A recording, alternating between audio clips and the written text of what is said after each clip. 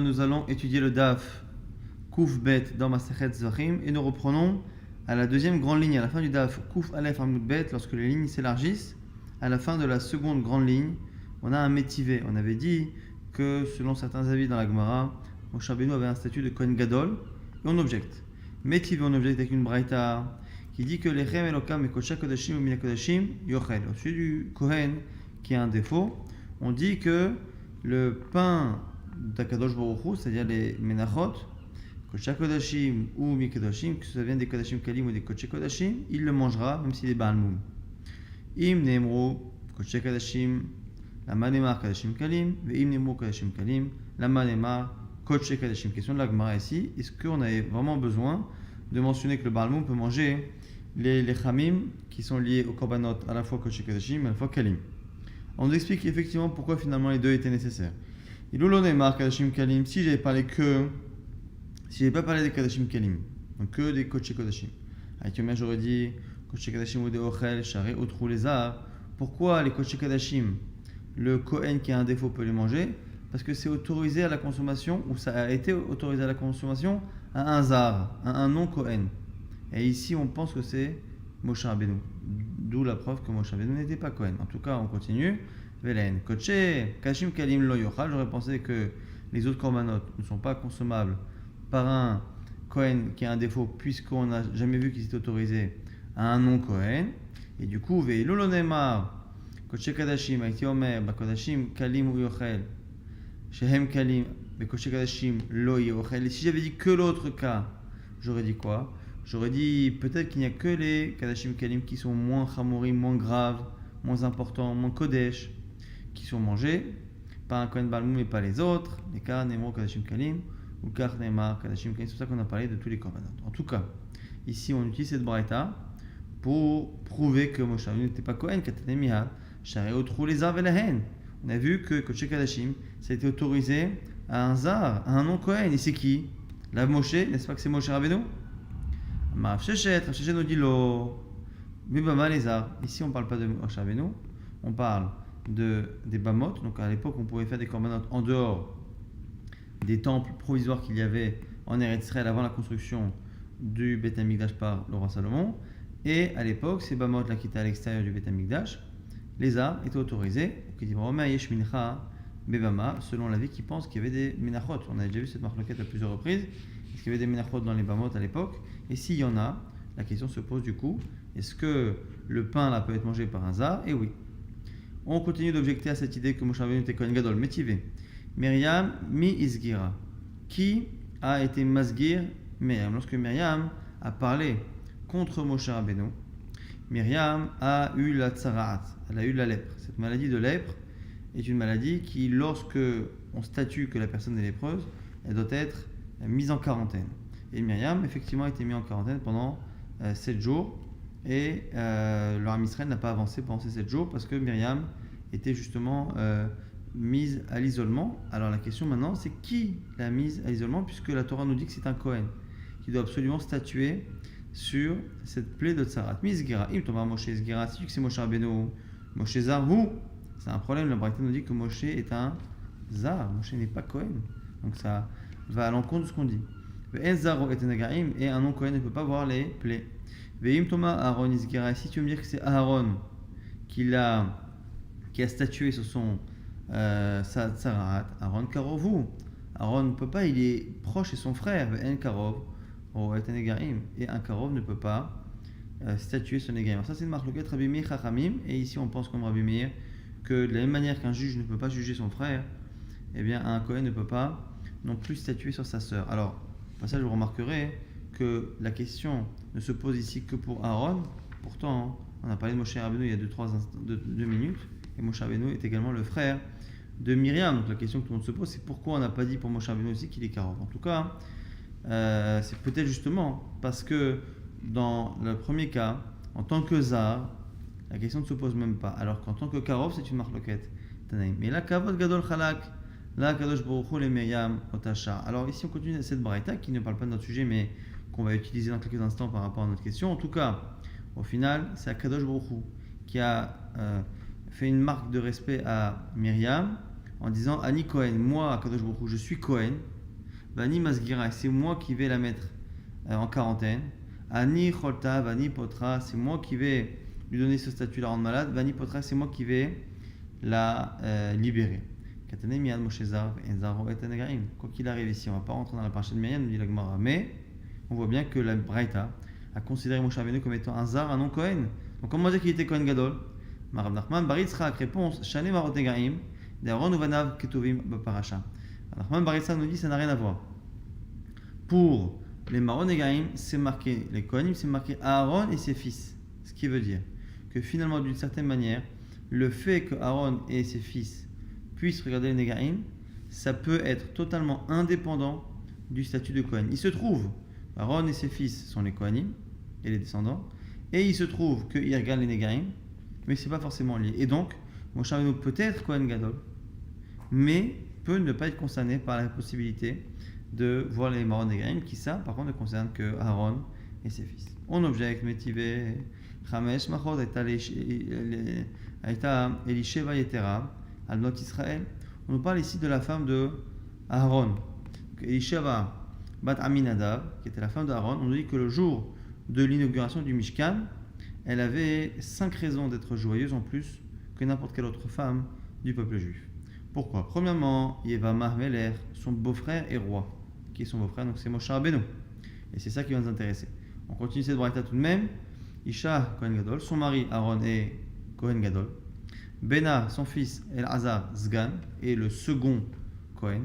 Ben Bena, son petit-fils Pinhas Mashouah Min Hama, c'est le Kohen qui servait en temps de guerre à rassembler les troupes et à motiver les troupes.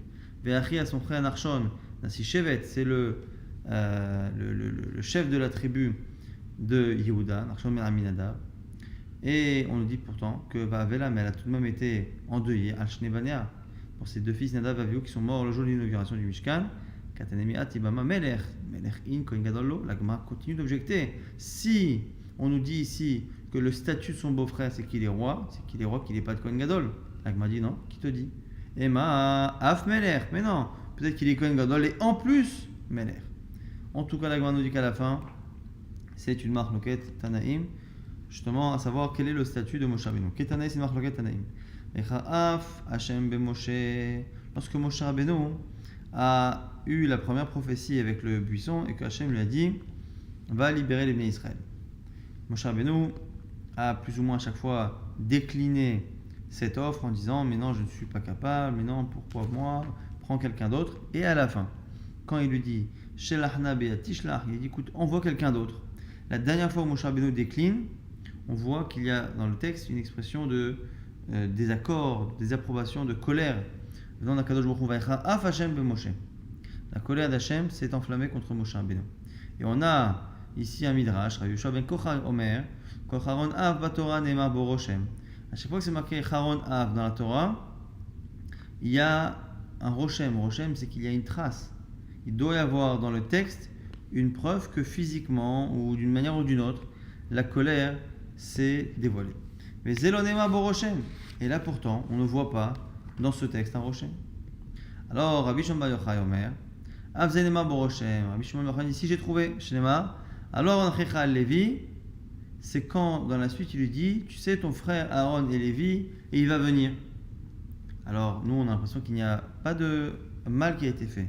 Il nous dit ici le Midrash, va le Kohenu, mais son frère n'est pas Lévi, il sera Kohen. Alors, Achikamar, c'est pour ça qu'on l'appelait Lévi.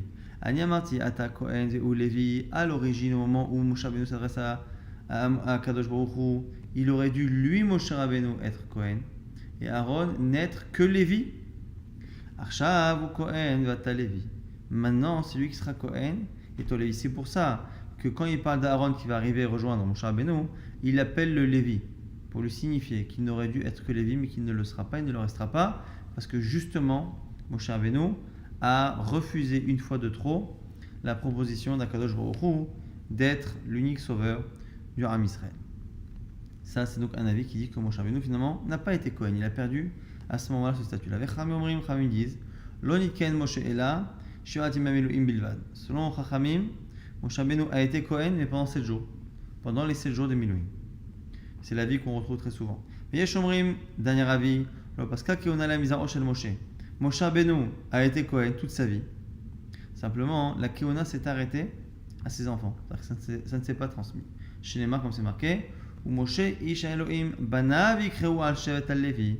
C'est marqué dans Divrei Yamim que Moshe, qui est Ish Elohim, l'homme de Dieu, ses enfants seront appelés de la tribu de Lévi. Sous-entendu, ses enfants ne seront que Lévi, mais lui, plus que cela, il est Kohen. Autre source, Omer, Moshe et Aaron Bechoanav, ou Shmuel Bekoreh Shemo dans Tehillim, ce qu'on lit tous les vendredis soirs. Moshe et Aaron Bechoanav en tant que Kohanim d'Akadosh Baruch Hu, ou Shmuel Bekoreh Shemo, et après on compare ça à Shmuel en tout cas. Moshe et Aaron Bechoanav, les deux sont Kohanim. Alors moi, je pose la question, pourquoi on a besoin de deux versets? Maïv et Omer. Un verset qui dit que seuls les enfants de Moshe Rabbeinu sont Lévi. Un verset qui dit que Moshe Rabbeinu il était Kohen. Pourquoi les deux? Maïv et Omer, Vechit et Malé de Rod ou Dirtiv. Moshe et Aaron Bechoanav. Pourquoi? Parce que si tu me dis que le premier verset ne parle que de ses enfants, c'est-à-dire les enfants de Moshe Rabbeinu sont Lévi, mais parce que là-bas dans Divrei Yamim, on parle des enfants de Moshe Rabbeinu, on ne parle pas de Moshe lui-même. Donc qui te dit que ce que l'on dit sur ses enfants doit justement me faire déduire que lui était autrement qu'il était Kohen? Non, peut-être qu'on veut juste parler de ses enfants et que lui aussi Nachenami il était que Lévi. C'est pour ça qu'on a un verset qui dit Moshe Aaron Bechoanav. Au passage, à chaque fois qu'il y a Haron Af, il y a un Roshem, il y a une colère qui est visible dans le texte. Avant la dernière plaie, lorsque Moshe Rabbeinu annonce la dernière plaie Makat Bechorot à Paro, c'est marqué qu'il est sorti de chez Pharaon, Bahori Af, en colère. Velo Amale, Velo Midé, et là-bas on ne voit rien. On voit aucun, dans le texte, aucun mot, aucune phrase, aucun geste qui montre un Roshem, une colère qui est visible. Amar Lakish, c'est Taro Veyatsa. Lakish, il a frappé le pharaon et il est parti. Donc, alors, ce qui est intéressant, c'est que c'est pas marqué dans le texte. Ça. C'est Lakish, donc selon certains, il ne faut pas dire ici qu'à chaque fois que c'est marqué Haron Af, Nehemar Boroshem, ça veut dire que dans la Torah, on va trouver Nehemar un Roshem. Quelque chose. Au passage, Agma s'étonne, on a dit attends, mais Resh Lakish, nous on a un enseignement qui montre que Resh Lakish dit de faire kavod au roi quoi qu'il arrive. Ou bien Resh Lakish, est-ce que Resh Lakish avait pu expliquer que Moshe Rabbeinu a manqué de respect comme ça ainsi au roi? Et actif, pourtant c'est marqué Vainitavta likrato al sfatay. Or lorsque Dieu dit à Moshe Rabbeinu va voir Pharaon le matin, il se trouve devant le Nil. Resh Lakish le dit Melech uveizbial opanim. C'est un roi et va lui faire kavod. Et donc on voit que Resh Lakish a dit que Hachem demande à Moshe Rabbeinu de faire kavod à Paro, même si lui-même humainement ne vaut pas grand-chose, il a un statut qui mérite du kavod. Et Rabbi Yochanan lui amar racha'u ve'es panei chabo. Alors Rabbi Yochanan dit non, c'est un tordu, et donc va l'énerver, va le contrarier, et va l'emmener nous dit le Midrash le matin, là où il faisait ses besoins comme un être humain, alors que la journée il se faisait passer pour un dieu. Donc comment est-ce possible que Resh Lakish et puis il y a deux choses contradictoires, là, m'a dit pour inverse. Et en réalité, ça tombe bien, ce qu'on verra par la suite, que effectivement Rabbi Yochanan demande de faire kavod au roi. Donc du coup, ça va bien de dire que c'est Rabbi Yochanan qui avait dit ça, et Resh Lakish qui a dit qu'il a frappé Pharaon, qu'il n'y a pas besoin de respecter ce type de roi. Amar Rabbi Yannai, dans l'âme te'emat malchut alecha. Rabbi Yannai lui pense aussi qu'il faut toujours avoir la crainte du roi sur soi. Dit-il, lorsque Moshe Rabbeinu annonce la dernière plaie, il le dit tes serviteurs vont venir vers moi, se prosterner et tout ton peuple. Et en réalité, il devrait dire, Moshe Rabbeinu, que même lui, même Pharaon va venir le supplier. Mais il ne le dit pas par kavod. Mais il n'a pas parlé de Pharaon par kavod. Rabbi Yochanan Amar Meacha, autre source de Rabbi Yochanan, lorsque Eliyahu Hanavi fait les miracles pour justement prouver la grandeur de Dieu, à l'époque de Achav qui était un roi d'Israël, mais un roi terrible, avec qui Eliyahu a dû s'opposer, c'est marqué là-bas, Veyad Hashem Aïta El Eliyahu, Vaishanes Betnav, Vayarot Lifne Achav. On nous dit ici que Eliyahu s'est préparé à préparer son vêtement et a couru devant le roi Achav. Donc il fait kavod au roi Achav alors que tout le monde sait qu'il n'était pas méritant. Amar Ola Bikesh Moshe Malchut Ve'lo Nitano. On nous dit ici maintenant que Moshe Rabbeinu a demandé la royauté mais qu'on ne lui a pas donné. Dirtiv Al tikrav halom. Au début, lorsqu'il a la première prophétie, Hachem lui dit n'approche pas. Mais il lui dit n'approche pas halom. Cette expression halom, nous dit ici le Midrash, est une allusion également à la royauté. Ve'en halom et la malchut. Halom c'est malchut, chez nous comme c'est marqué. Mi anochi Hachem Elokim, ou mi beti ki haviotani ad halom. Pourquoi? Parce qu'il y a un texte là-bas dans Shmuel où David Amelech dit à Hachem, qui suis-je pour que tu m'amènes jusque-là? Alors, halom c'est encore une fois là. Mais ici, comme c'est une phrase qui a été dite par Moshe Rabbeinu, par David Amelech, lorsque Hachem lui a annoncé que la royauté ne quitterait pas ses descendants, et bien du coup, halom, c'est qui suis-je pour que tu me donnes cette royauté de cette manière? Alors que Shaoul ne l'a pas eu, et donc du coup, halom c'est la royauté. Donc du coup, quand Hachem dit à Moshe Rabbeinu, ne t'approche pas de halom, ça veut dire oublie la royauté. Donc alors quoi, il était roi, il n'était pas roi. Amarava Ravano dit, lo uza'o kahama. Non, ce qu'il a demandé Moshe Rabbeinu, c'est la royauté pour ses enfants, une vraie royauté, donc qui se transmet. Et ça, il ne l'a pas eu. Halom, les Dorot, mais attends, tu es en train de me dire que quand il y a marqué halom, c'est pas seulement la royauté, c'est une royauté qui se transmet. C'est problématique, pourquoi? Parce que l'expression halom est marquée au sujet de Shaoul. Or, Shaoul n'a pas eu ce mérite-là d'avoir une royauté qui continue. Ve'a Gabé Shaoul, pourtant au sujet de Shaoul, il y a marqué Hava od halom ish. Y a-t-il ici un homme? Et ici, c'est quand on a cherché Shaoul, lorsque on l'a nommé et qu'on l'a tiré au sort et qu'on s'est retourné et qu'on a cherché Shaoul ben Kish, il n'était pas là. Alors on a dit Hava od halom ish. Y a-t-il encore un homme? Et ici, halom, c'est une allusion à la royauté. Or, la royauté de Shaoul n'a pas duré. Hu in Zaol, pourtant lui, oui, pas ses enfants. Deux réponses possibles. Ibaitema Hava Ishboshet, que son fils Ishboshet a régné pendant 2 ans après la mort de Shaoul. Mais Ibaitema, si tu veux, tu peux dire Shane Shaoul, que Shaoul c'est spécial. Nafilou Begavelo Kaim. C'est pas que ses enfants n'ont pas eu la royauté, c'est qu'elle s'est interrompue de son vivant. C'est lui qui a perdu la royauté. Donc, comme il l'a perdu, ben, ça ne s'est pas transmis. Mais c'est pas qu'il l'a eu jusqu'à sa mort, comme on a vu pour Moshe Rabbeinu, qu'il l'a eu jusqu'à sa mort, mais que, indépendamment des qualités de ses enfants, ils ne l'ont pas reçu. Shane Shaoul Nafilou Begavelo Kaim, qu'il est Rabbi Lazar, Rabbi Chanina, comme a dit Rabbi Lazar, Rabbi Chanina. Mais Sha'ash poskim de l'ale Adam, poskim lo uzaro asaf koladorot. Lorsque l'on fixe un grand destin pour un homme, on le fixe également pour ses descendants jusqu'à la fin des générations. Shneimar lo igram itzadik ainav ve'et menachim lakise vechoulé, comme c'est marqué là dans Iyov, que Hachem ne va pas enlever au tzadik, ve'et menachim lakise, il ne va pas enlever des rois du trône. Avec Bahou, il va les installer dessus à jamais. Avec Bahou, il va les élever. Alors, ve'im igizat, seulement si la personne devient orgueilleuse, Akadosh Baruch Hu mashpilo, Akadosh Baruch Hu le redescend shnema, ve'im asurim bazikim ilchedun bechavle oni. On nous dit là-bas ve'im asurim bazikim, si la personne justement se comporte mal, asurim bazikim ilchedun, ils seront finalement attachés, bazikim, et ils seront attachés avec chavle oni, avec des cordes de souffrance. C'est une allusion encore une fois au seul cas, selon Rabbi Lazar ici, où on peut enlever la gdoula de quelqu'un ou de ses descendants, alors que normalement, lorsque c'est donné par Hachem, c'est donné ad sof kol adorot. On revient maintenant au din de la Mishnah, Balimomim ben Malimomin Kvoim ben Avrim Cholkim. On a dit que les Kohanim qui ont un défaut, que le défaut soit permanent ou seulement provisoire, ils ont le droit de faire partie du compte des Kohanim.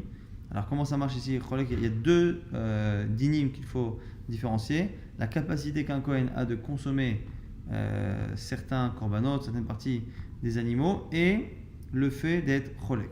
Alors ici, cholek, c'est parce que toutes les Kohanim étaient divisés en mishmarot. Au début 8 et à la fin 24 mishmarot. Et donc chaque mishmar allait au Beth Amikdash pendant 1 semaine. Et dans chaque mishmar, il y avait plusieurs familles, et chaque famille pendant 1 journée. Donc il y avait 24 mishmarot, et chaque mishmar pendant 1 semaine. Et dans chaque mishmar, il y avait 7 familles, et chaque famille allait au Beth Amikdash pendant 1 journée. Maintenant, quand on faisait les korbanot, quand on faisait les menachot, on avait à la fin des choses à partager au kohanim. Donc ça, c'est ça le din de cholek. Le din de cholek, c'est est-ce qu'on compte un kohen qui est Baal Moum dans les Kohanim, dans les parts qu'il faut diviser dans les matanot des Kohanim. Ça, c'est une question de cholek. Après, Ochel, c'est encore Machou Achel. Ochel, on peut très bien avoir un Kohen qui était au Beth Amikdash, qui a été cholek, c'est-à-dire qu'il a eu sa part, il a fait partie de ceux qu'on a comptés pour avoir une part, et une fois qu'il a ça, il a donné à un autre Kohen. Donc la question après se pose. Donc la question se pose d'abord, est-ce qu'il peut manger? Et après, parfois les Kohanim peuvent manger, mais s'ils sont dans la Mishmar qui travaille ce jour-là, ils ne peuvent pas compter quand même pour être holkim, on verra ça justement. En tout cas, la Gemara dit Minan Emile, d'où on sait qu'un Kohen Baal Moum peut être cholek. Les Tanour Rabanan, c'est une braïta. La braïta nous dit Kol Zachar Bivne Aaron Yochelena. Au sujet des Menachot, comment Mincha c'est marqué Kol Zachar Vakohanim, tous les hommes Bivne Aaron, chez les fils d'Aaron, Yochelena, pourront les manger. Alors les Rabot, Baal Moumim, ça vient nous dire que même ceux qui ont un défaut, c'est pour ça qu'on a dit Kol Zachar, tous les hommes. Allez, Maï, ici, quel est le sujet? Il a achila, si c'est au sens propre, c'est-à-dire dire qu'ils ont le droit de le manger. Ça, on le sait déjà. Aregvar Nema, Lechem Elokam, Yikocha Kodashim Yochel. On l'a vu au début du DAF, dans la première braïta qui avait été rapportée pour objecter à cette idée que Moshe Rabbeinu était Kohen Gadol. On avait dit que finalement, c'est Lechem Elokav, les Menachot, c'est Lechem Elokav, Yikocha Kodashim, ou Mina Kodashim, que ce soit Kodesh Kodashim ou Kodashim Kalim, Yochel, il pourra les consommer. Donc on sait déjà qu'il peut les consommer. Pourquoi redire encore une fois que Kol Zachar Bivne Aaron Yochelena, redire qu'il peut manger? C'est pour dire que non seulement il mange, mais il fait même partie des Kohanim qui partagent et qui reçoivent une part des matanot. Tanya Idar, on a maintenant une autre braïta qui nous dit quoi? Kol Zachar Bakohanim Yochalota. Tout homme chez les Kohanim pourra manger. Ici on parle de Korban Khatat, les Rabot Balimoumin, les Maï. Là aussi ça vient nous dire que même ceux qui ont un défaut, mais par rapport à quel halakha? Il a achila aregvar amour, il a chalouka aregvar amour. Si c'est pour dire qu'il peut manger, on l'a déjà vu à l'instant. Si c'est pour dire qu'on peut partager, on l'a déjà vu à l'instant. Shecholeini elatam, elase ba'almum, ba'almum me'ikaro min'in. J'aurais pu penser que les défauts dont on parle, ce sont des défauts qui sont venus à un moment donné de leur vie, mais chez quelqu'un qui est né sans défaut. Mais celui qui est ba'almum me'ikaro depuis sa naissance, j'aurais pu penser que non, que c'est un moum plus important et qu'il ne mange pas ou qu'il ne pas cholek. Tamouloma, kol zachar, ça veut dire non. Tout zachar, tout homme finalement est concerné. Tanya idach, on a maintenant une autre braïta, kol zachar les rabot ba'almum. Les mailles, on a encore une fois un kol zachar yochelenu qui nous dit que tous les hommes peuvent consommer. Les rabot ba'almum pour là aussi pour nous dire que le ba'almum est concerné. Alors les mailles, encore une fois, pour dire quel halakha. Il a chila, si c'est par rapport à la consommation, avec varamo, on l'a déjà vu. Il a chalouka, avec varamo. Il est ba'almum meikaro, avec varamo, là aussi, on l'a déjà vu. Yachol enli ela ba'almum kavua ba'almum ovem. J'aurais pu penser qu'il n'y a que un ba'almum, un moum qui est définitif, mais pas un moum qui est over, qui est provisoire. Tamuloma, kol zachar, c'est pour ça qu'on a dit kol zachar, même les défauts provisoires. La Gemara s'est dit clapé la yam, mais ça ne veut rien dire. Pourquoi? Parce que si déjà un défaut définitif n'est pas assez grave pour que la personne ne consomme pas, a fortiori un défaut provisoire. Alors, la Gemara dit tu as raison, Marav Shechet, pour, effectivement, il faut inverser, c'est-à-dire que dire qu'au départ on apprend le ba'almum en envers, et j'aurais pu penser qu'il n'y a que le défaut provisoire qui permet de consommer, mais pas le kavua, kamashma même le kavua. Ravashi nous dit on n'est pas obligé d'inverser. Amal olam loti pour veistarich, non, et on a besoin des deux. Et dans ce sens, ça, le kadat tachana, j'aurais pu penser que kitame, que finalement c'est comme quelqu'un qui est impur. Matame kamadelo taor lo achil, afhainami kamadelo metaken la lo achil kamashma. Le tamé, celui qui est impur, il est impur et on attend qu'il soit pur pour consommer. D'une certaine manière, on devrait attendre peut-être plus dans le cas où c'est réparable. C'est-à-dire qu'on aurait pu dire à la limite que celui qui a un défaut permanent, bon, il n'y a rien à faire. Et celui qui a un défaut provisoire, peut-être que ce défaut provisoire, c'est comme une impureté. C'est-à-dire que il faut attendre, il faut réparer la chose. Comme c'est réparable, on n'a qu'à attendre que la chose soit réparée. Et donc du coup, selon ici Ravashi, on peut très bien imaginer que dès le départ, on avait appris par le premier Kozachar que c'était un défaut permanent, et on aurait pu penser que ce n'est pas le cas du défaut provisoire, comme Hashmal. En tout cas, on a bien la source de ces dînes-là qu'on a vu dans la Mishnah. Dans la Mishnah, on avait dit également Kol Shenoraou il Avoda et Nochalek Babasar. Tout celui, tout Kohen, qui n'est pas apte à la avoda n'est pas apte à recevoir une part. C'est-à-dire qu'on ne le compte pas dans les parts des korbanot. On m'a dit, ah bon? Vélo, varé ba'almoum. Pourtant, celui qui a un défaut. Le royal avoda, il ne peut pas travailler au Beth Amikdash. Et pourtant, le cholek, il a une part, on vient de le voir. Et tout, et en plus, il a avada cholek. En train de me dire que tout celui qui peut travailler a une part, c'est faux. Arrêtame korbanot tibo, il a avoda. Celui qui est kohen impur et qui fait un korban tibo, dans certains cas, il peut faire la avoda. Et le cholek, et pourtant, comme il est tamé, il ne reçoit pas une part dans les korbanot. La Gemara corrige. Raoul achila kama. Peut-être qu'on dit ça. Celui qui peut consommer peut compter dans ceux qui partagent. La Gemara dit mais c'est faux. Arekatan, un Kohen mineur. Raoul achila il peut consommer parce qu'il est Kohen. Mais comme il est mineur, il ne compte pas dans les parts. La Gemara dit halo katane. Alors écoute, cette phrase-là, on la supprime. Elle n'a pas été enseignée. Ni Raoul avoda, ni Raoul achila. Cette phrase-là, on l'efface. La Gemara dit attends. J'avais deux questions au départ. J'avais deux questions quand tu m'as dit que c'était dépendant de la avoda. Si on peut faire la avoda, on peut avoir une part, et sinon, non. J'avais deux questions. Bon. Comme j'avais deux questions, j'ai cherché à corriger. Toi, tu m'as dit quoi? Tu m'as dit on efface tout. Alors, il m'a dit attends, si tu es capable d'effacer complètement l'enseignement, je préfère moi le garder et faire des tiroutsim, mais je peux maintenant oser faire des réponses, faire des modifications, puisque toi, tu étais capable même de le supprimer. Maintenant que tu en arrivé à là, à supprimer. Alors là, je préfère dire comme au début, c'est-à-dire que kol shenoraou il a l'avoda. C'est si il y a l'avoda, il y a chalouka, sinon non. Et quoi? Et mishum tamé. Et si tu t'étonnes sur le tamé qui peut faire l'avoda et qui pas cholek, tamé lo katane. On ne parle pas de ça. La Mishnah n'a pas pensé à ce cas-là. Et mishum ba'almum. Si tu me parles du cas du ba'almum, Achamana Rabia, le cas du Baal Moum, c'est Xerat HaKatuv et ça a été écrit par la Torah, c'est en plus. Mais la règle de base, c'est si on peut faire la Voda, on peut faire la Chalouka. Et le fait qu'il y en ait un en plus qui ne peut pas faire la Voda, mais qui est Cholek, c'est Xerat HaKatuv. Comme on a vu que Kodesh Kodashim, Kodashim Yochel, et c'est tout. Mais la règle de base reste vraie, même si elle comporte une exception. On a vu dans la Mishnah que même s'il est impur au moment où on projette le sang, mais qu'il est pur au moment où on brûle les graisses, il ne peut pas recevoir de part, puisqu'au moment de la zrika, qui est l'essentiel de la kapara, il est impur. On m'a dit, on peut déduire l'inverse. On a l'impression que s'il est pur au moment de la zrika, mais impur au moment de chalavim, il est cholek. On m'a dit matnitin de l'ok Abba Shaul. Si c'est ça, notre Mishnah n'est pas comme Abba Shaul. Pourquoi?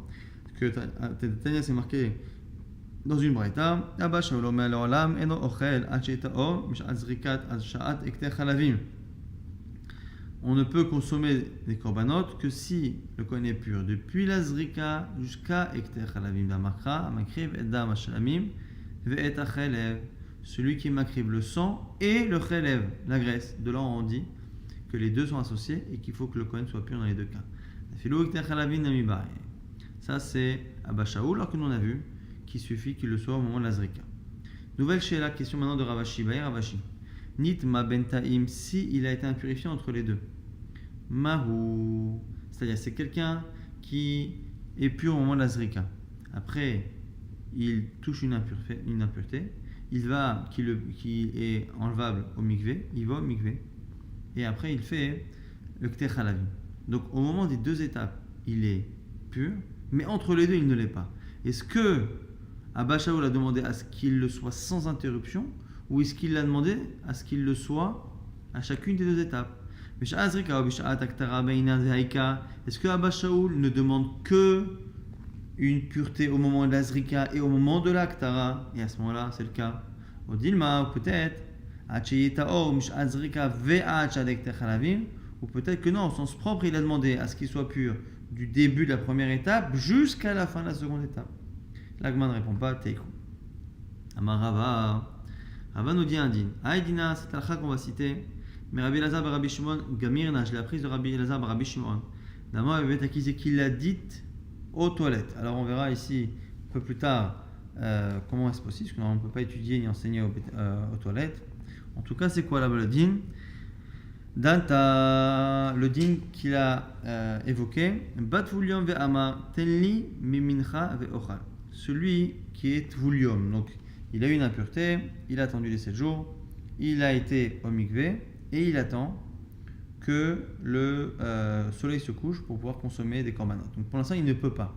Il va voir le jour même et il demande au Kohen de lui donner une part des korbanot, des minachot ici, pour qu'il les mange une fois qu'il ne sera pas Tulium. Est-ce qu'il peut demander cette part-là? Alors ici, on va voir justement le raisonnement que le Kohen peut lui faire.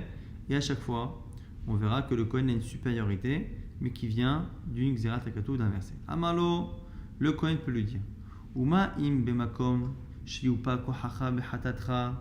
Si déjà dans le khatat, dans lequel yupa kohacha, ta force a été embellie, c'est-à-dire que tu as une force particulière. Dichiticha, toi en tant que Tfulium, je te repousse. Alors, Mechatat Israël, comme Shura Kochacha Beminchatecha, Enodin, Sheadichacha Beminchat Israël, a fortiori, dans le cas du Mincha. Alors, ici, quel est ce raisonnement? Lorsque on a dit que Yupa Kochacha Bechatatra, c'est que on a une particularité que le Kohen a, c'est que le Kohen peut venir servir au Beth Amikdash quand il a un korban khatat à apporter. Il a donc son mishma, on a dit qu'il y a un calendrier où chaque Kohen va venir travailler avec sa famille, mais s'il a un korban khatat à apporter, il peut le faire lui-même et à ce moment-là, il a même droit à une part dans ce korban khatat. Alors ici, le Kohen a une force particulière et on nous dit quoi? Dans un korban khatat, toi en tant que Tulium, tu ne peux pas avoir de part. Alors, makom shura kochacha beminchatecha. Alors, dans le korban mincha fortiori. Pourquoi? Pourquoi dans le korban mincha? C'est que le korban mincha, par contre, quand un Kohen apporte un korban mincha, le korban ne sera pas à lui, il ne sera pas consommé. C'est-à-dire qu'il est plus perdant dans le mincha que dans le khatat. Donc, comme il est plus perdant dans le mincha que dans le khatat, si déjà dans le khatat, en tant que Tulium, on ne peut pas lui garder une part, a fortiori dans le mincha.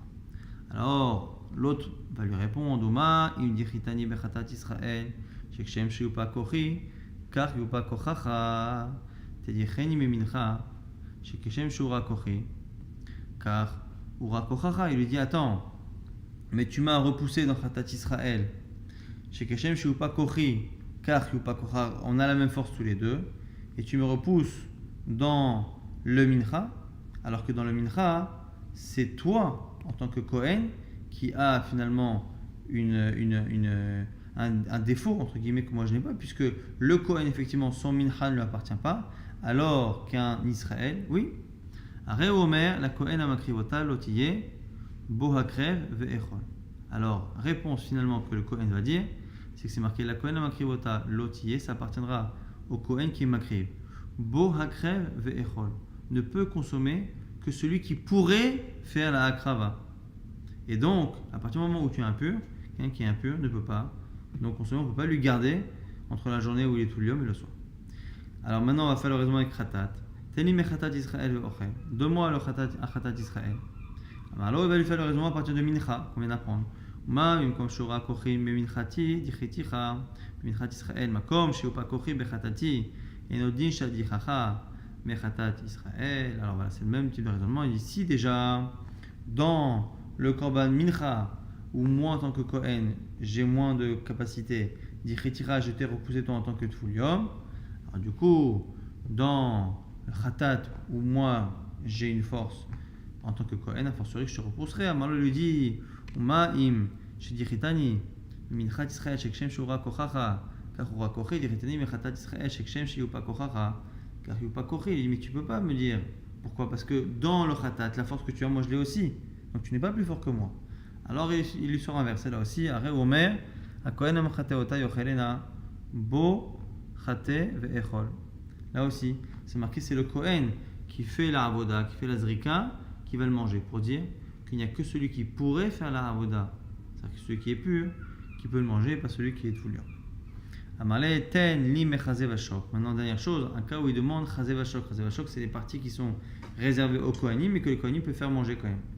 Amalé, là aussi, si déjà dans le khatat, je te repousse de consommer en tant que toulium, alors, du coup, makom shura kochara bishlamim, shenecha ba'en ela chazé vashok, enodin she'adichacha, dans les shlamim, donc les korbanot qui sont partagés entre le propriétaire et les kohanim, où finalement il ne peut avoir ici, il peut consommer que chazé vashok, a fortiori que je te repousse en tant que toulium, l'agma dit ma im dichitani mechatat, sheken ura kochi etzel nashai va'avadai, tenicheni bechazé vashok, sheken yupa kochi etzel nashai va'avadai.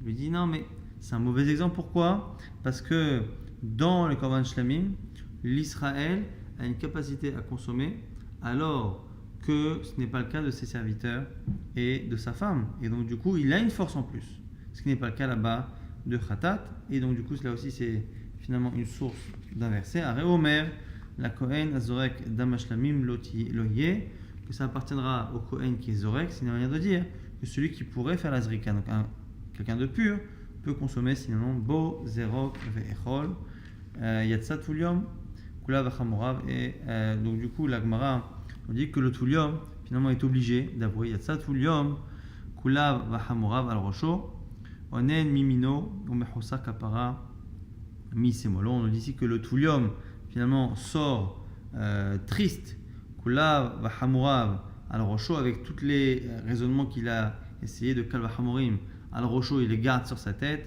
Onen Mimino, Mehosa Kapara, Mismolo. Il est en deuil d'un côté et Mehosa Kapara, et il n'a pas de Kapara de l'autre côté, c'est-à-dire qu'il n'a pas la possibilité d'avoir une part dans les korbanot en tant que Tulium. Ça ici, c'est encore une fois l'image d'un Tulium qui aurait raisonné ainsi devant un Kohen et qui serait à chaque fois repoussé par une Xerat Akatouv.